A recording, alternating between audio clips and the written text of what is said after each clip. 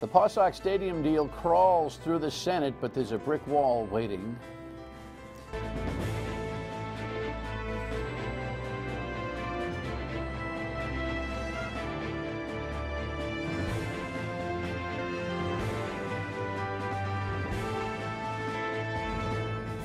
The Dan Yorke State of Mind program is brought to you in part by Lookout Rhode Island and Takeo Comfort Solutions.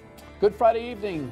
We've got a lot going on with the PawSox Stadium thing, and I know there's almost, I wouldn't say we have a 38 Studios battle fatigue, but it's getting there. I think there are a lot of people who have interest in the future of professional baseball here in the state, but who are pretty weary over the fight that it has become.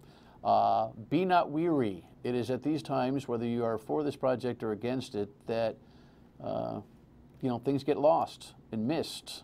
The diligence of the constituents is important on both sides, and I would suggest that I don't think you've been very diligent. I don't think you're paying attention enough to the nuances of this whole thing. My two guests tonight might concur with that theme, although they would suggest to you that there are different nuances that you should be focused on. Good evening. Total PawSox conversation this evening. On Friday nights, we record our programs for Friday night on Thursdays. So if anything huge has happened between Thursday afternoon and Friday, we'll catch up on Monday, on MLK Day, of course. Latest headline, as the House Finance Committee passes by an 8-to-1 vote the new revised PawSox legislation. Here's Eyewitness News summary of what happened this week. All in favor? Aye. Aye. An 8-to-1 vote in the Senate Finance Committee Tuesday sends the amended PawSox bill to the full Senate. It's an opportunity for Rhode Island to say that we can invest in our future. Pawtucket Senator and Finance Committee Chairman William Conley pleased with the outcome. His fellow Pawtucket lawmakers and co-sponsors of the bill speaking in favor of the legislation Tuesday night. I believe that this is a good deal for the state of Rhode Island. The amended bill released last month tweaks the deal for the $83 million ballpark to be constructed at the former Apex site, asking for additional commitments from the team in exchange for up to $44 million in taxpayer financing. Testimony Tuesday was brief following a series of public hearings this fall. It's a risk, even if we're lucky and the deal actually does work out. Some say the investment wouldn't help with declining ticket sales. I do not think a new stadium subsidized by the taxpayers in Pawtucket is going to bring that back. Others in favor. I feel that tonight is the time to bring this to fruition. The PawSox releasing this statement Tuesday saying, "We are pleased with tonight's action by the Senate Finance Committee. We commend Senate President Ruggiero and Chairman Conley for their leadership roles with respect to this enabling legislation for the Pawtucket ballpark bills. Now we await the next step in this process with the vote on the Senate floor on Tuesday, January 16th. Right, and so my guess is it will pass in the Senate because no leader brings a vote like this to the table unless he's already counted heads. Pat Ford is the chair of the state Libertarian Party and one of the chief arguers against public financing of the stadium in any fashion. And Tony Pires is a longtime state official, was the finance chairman in the House for many years, state representative, is working as the director of administration for the city of Pawtucket and Mayor Don Grebian for a couple more weeks. What, golf? The golf course is well, not this month it ain't. Going away to Florida a couple of months. I'll come back in April, and whatever assignments they may have for me at that time, I'll take them on. So you're going to be part-time? Not as a full-time. I'll probably in a consulting capacity. Well, congratulations or on your volunteer. On your retirement. Thank you. I know you're always working on your game. Thank like you. we all are. When are you retiring? Never. Ever? Ever. I have 2 college bills to pay. I know that stress. Welcome to both of you. Thank you. Do you both, short answers, let's establish a couple of things that are just procedural. Agree it'll pass the Senate on Tuesday, most likely? Most likely, yeah. Most likely? Yep. I mean, given the fact that the Senate has already issued talking points, so much for fair debate and open negotiation from the Senate leadership, which are completely biased, I have to tell you, in favor of the project. But that's your projection, correct? It'll pass the Senate. Also, the House becomes a whole different ballgame. The Speaker has stutter-stepped on this. There's no doubt that he's got his own political worries, political relationship problems, and the impact of the argument that there's so many people against this thing has him bugged, a little freaked out over his opponent, Steve Frias, who fell 86 votes short in the last District 15 rep race, and who is a lead and was in that package, arguer against this thing. You worried about the speaker's Well, you worry about it. I mean, having been in the building, it to a vote. having been in the building for 16 years, I understand the process. It's a challenging position being speaker. This is for some, a very difficult concept to understand. He's taken an approach a wait-and-see approach, and we're prepared to make our case in front of the House. Well, since we're bringing him up, let's get a reaction. Jess, if you could, Mattiello on the PawSox. Whether it gets a vote on the floor will depend on how the hearing goes and what the public wants. In the House, we're trying to listen very, very closely to the public. We're trying to assess the public will on this, and we're going to reflect the public will and do what the public wants us to do as best that we can understand and read the public's will. All right, so that's audio that we grabbed from our radio news work this week on WPRO. Have at it. Define the public will. Well, the public will is very straightforward. The state of Rhode Island nor this country were designed as trading companies on behalf of private corporations. It's been pointed out and sometimes overlooked throughout this conversation as we focus on the rather damning economics of the investment itself, that government has absolutely no role interfering in private business or private markets. And people's sort of casual dismissal of that as some sort of philosophical road bump is wildly inappropriate. Government are stewards of our money temporarily. And the fact that they have the ability to, in a rather confiscatory way, take our money, our property rights at will, is disturbing enough. The fact that they could do so and put our money at risk, this money they are stewards for the sake of a private investment, is disgusting. Here's the thing. That's a very articulate discussion of your philosophy and your argument against the project, but it didn't go to the question. The question is, what is the public's take on this? You're trying to influence the public. That's your job in this. The public's take, according to our polls that have been done privately, are that 2/3 of Rhode Islanders, when you explain to them that it's not taxpayer support, it's not money coming out of Pat's pocket or mine or yours, it's dollars that are being generated as a result of the operation of that club. The state of Rhode Island gets $2.2 million today in income tax and general revenue as a result of general revenue sales taxes as a result of that operation. If I ask you, Dan, do you like liver? You're probably going to tell me no. If I tell you that it's going to add 10 years to your life and 25 percentage points to your children's IQ, you're probably going to say, you know what? That's for me. I'm going to have it. It doesn't, but that would be the argument. But when you explain to them that it is not taxpayer dollars, these are revenue monies that are going into the bonds. Pat espouses a libertarian theory that goes back to an agrarian economy back in the colonial days. And you espouse a theory that goes back to a failed state over the last generation. So what happens is we're in 2017. This is now an industrial global economy. Countries fighting countries for new companies to invest there, communities against communities, states against states. It's a competitive environment. And today, the flow of money goes to those states that are aggressive, to those communities that are aggressive, and there's a certain balance that needs to take place. Your approach is reflective of recognize that. Mr. Pires, you were an instrumental part of leadership during a period in which Rhode Island faced unprecedented decline, in large part because of this type of failed investment. And when I came into it, Patrick, let me respond. No, you've already been talking for a few minutes. During a period of time after the credit union crisis, I became chairman of the Finance Committee, and he's absolutely right. We made investments in the mall. We made investments in the Masonic Temple that had been closed for 65 years. And you have an opportunity 20 years later and what was wrong to with look those to see what happens. Because number one, you interfere with private markets. The state of Rhode Island has displayed no basic competence in doing so whatsoever at any level. The mall, as it starts to empty out, as anchor tenants leave, proven to be, what, a financial neutral for the state?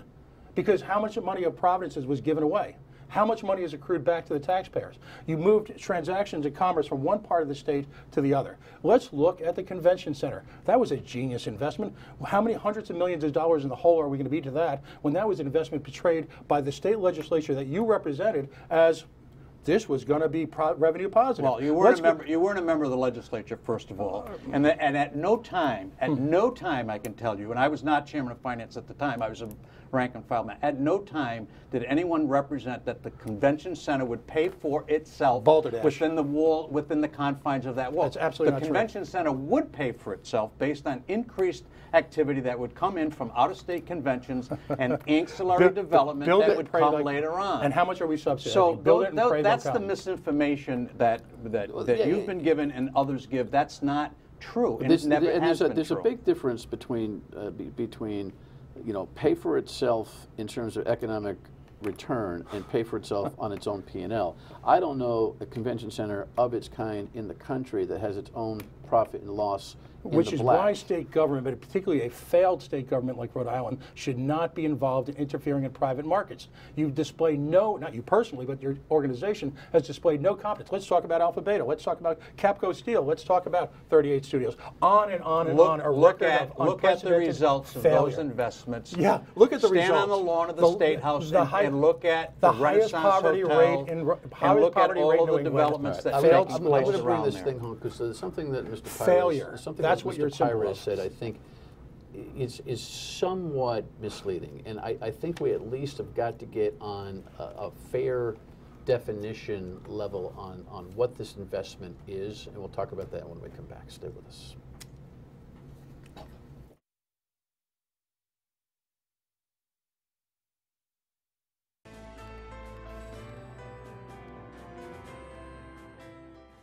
I would agree that it's probably 2-to-1 in opposition in my district, but I wouldn't say most of it's from my district. I talked to all of my colleagues. They're all saying exactly the same thing. Well, the Speaker of the House doing his own reflection on the pulse of Rhode Island. A funny question that we'll answer a little bit later on is, if it is lopsided, why in heaven's name would he even bring it to a hearing in the near future? There's something funky that goes along with that projection. Having said that, Tony Pires is the administrator for the city of Pawtucket, soon to be part-time. Pat runs the Libertarian Party here in the state and is an articulate opponent of the public financing of the stadium. When you suggest there's no taxpayer money, look, I think we've got to be intellectually honest on this stuff. Not that you're trying to mislead, but I just want to make sure that we understand. Just because it's positive cash flow projected doesn't mean that the state and the taxpayers aren't custodians of a significant portion of this investment. And I think what happens is when we say things like no taxpayer money, not true. In fact, the backstop on this is taxpayer money. The structure of lending our taxpayer auspices through the Pawtucket Redevelopment Authority.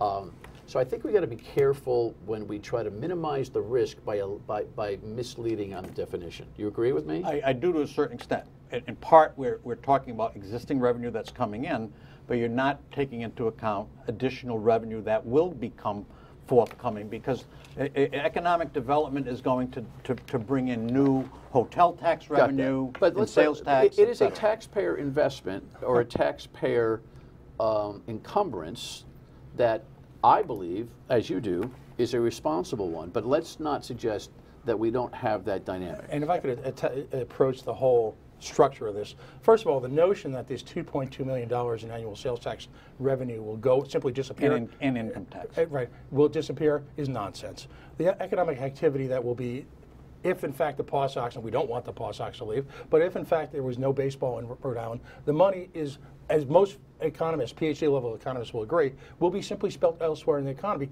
which might actually be more to the benefit of Rhode Island taxpayers, because most economists point to professional sports teams as being net negatives to the local economy. But in Pat, so many levels. When we quote $2.2 million, we're talking $2.2 million income tax based on the players' salaries, the people in the front office. The average player's salary is what, about $20,000 a year? Honestly, you've had plenty of time. In fact, you've had the entire resources. Let me complete. You've had the resources of the state of Rhode Island to beat this to death. So the general sales tax revenue for the sale of beer and soda and hot dogs, the money will be spent elsewhere, and other bats restaurants and balls, etc., will also go elsewhere. No, it'll go elsewhere within the state of Rhode Island. That money is not going to be replaced. We don't know. That's nonsense. But here's the thing. We don't know whether the $2.2 million goes away from the economy completely. Exactly. We don't know if it moves to the theaters, the movie theaters. We don't know if it goes to Worcester. I'm not so sure that that also is a place you ought to hang your hat on. The idea is, the money is absolutely there. the money has shown a track record of being cash flow positive for the deal. The projection is a safe one.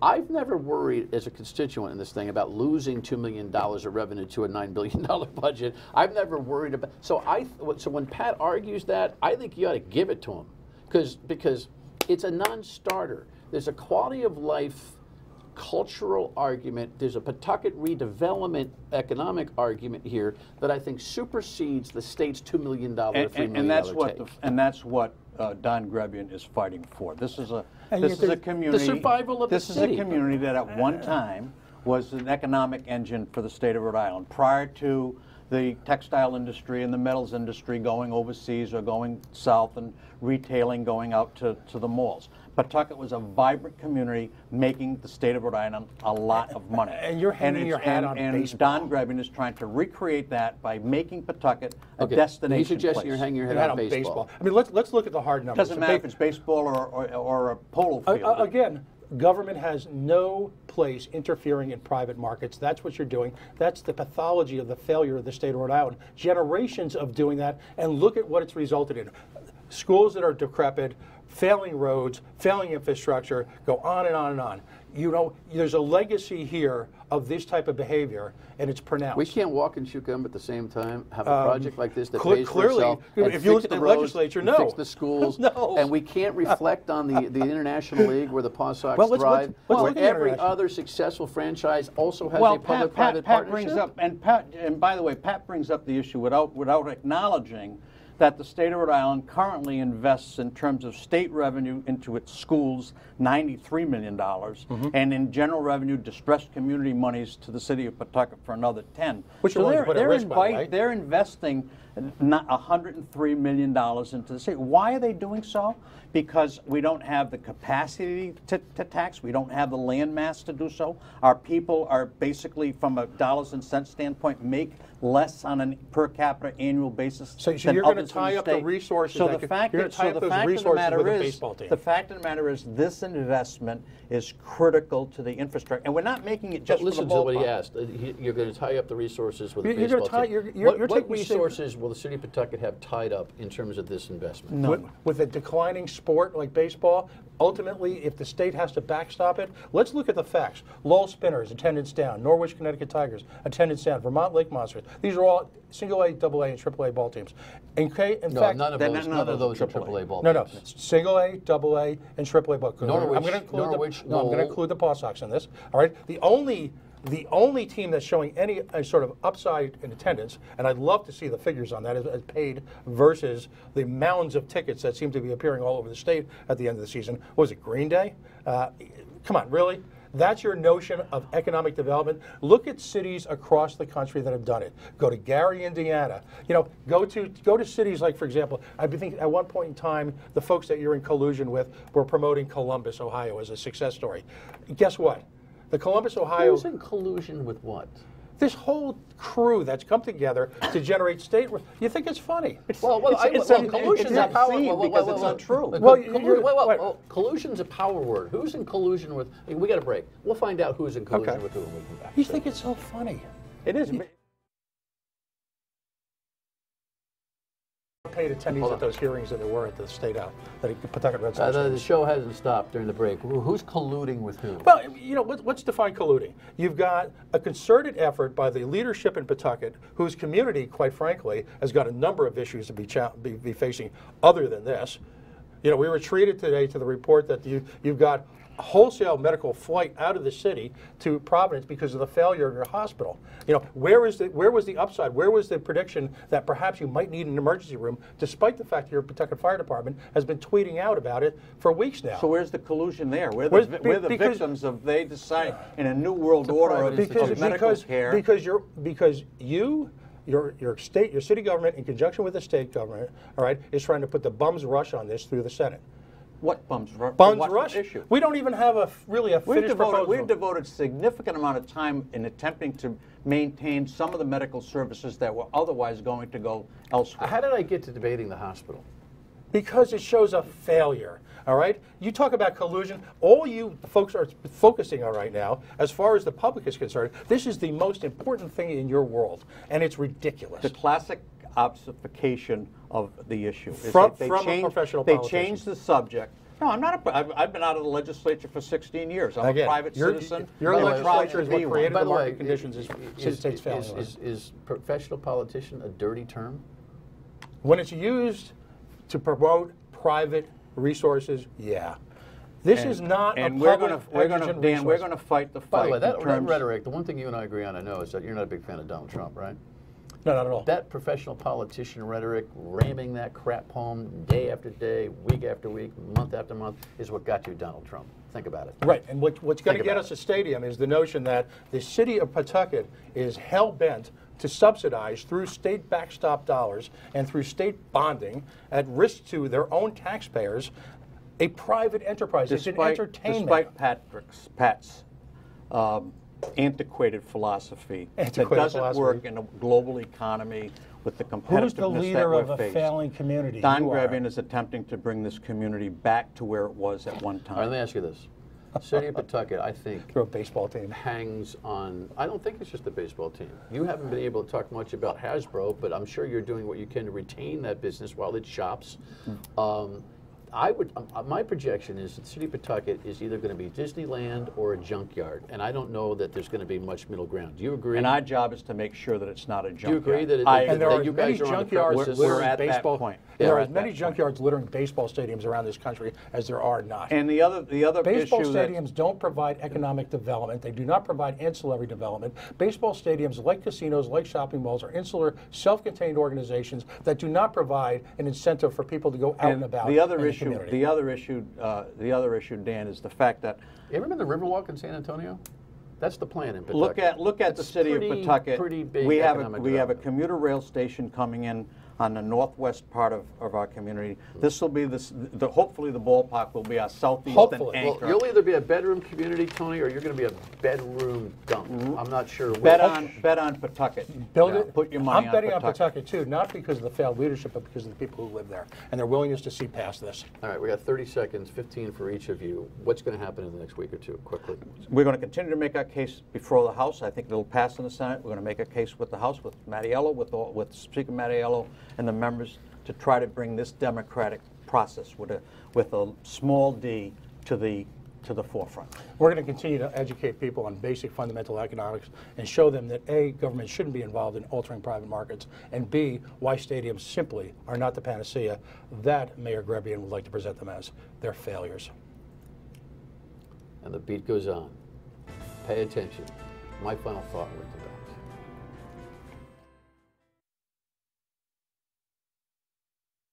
Here's the thing you need to know about the McCoy Stadium situation now. We are already in a public-private partnership.